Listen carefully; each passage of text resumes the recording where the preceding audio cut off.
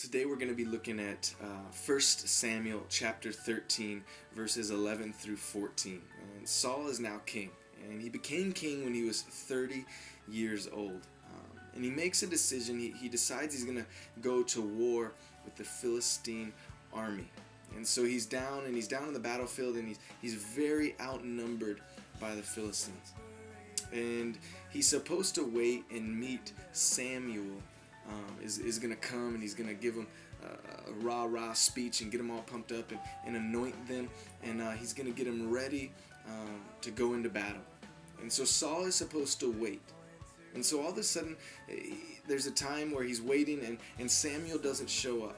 And he doesn't come, and he's getting nervous. And his men start to get nervous, and fear starts to overtake him because they see all these men, and Samuel is supposed to anoint him and get him ready for battle, and he's nowhere to be found. And this is what it says in chapter 13, verse 11. "What have you done?" Samuel asked. Saul replied, "When I saw that the men were scattering and that you did not come at the set time and the Philistines were assembling at Michmash, I thought, now the Philistines will not come down against the Lord. I have not sought the Lord's favor. So I felt compelled to offer the burnt offering." He was getting nervous. He was getting scared because what Samuel told him to do, it didn't work out perfectly.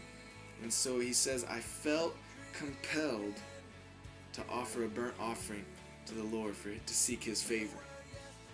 You know, I don't know about you, but so many times in my life, I've chosen to do things when it looks like the right thing.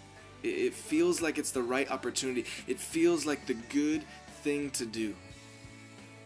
And maybe I knew in my heart I was supposed to wait. Maybe I knew it's just not the right, but it's like, okay, I feel compelled to do it. I'm just going to do it. And it's not what God has. There's an old statement that says, good is the enemy of the best. Good is the enemy of the best. And sometimes in life, we know the good thing to do. And it'll work out good.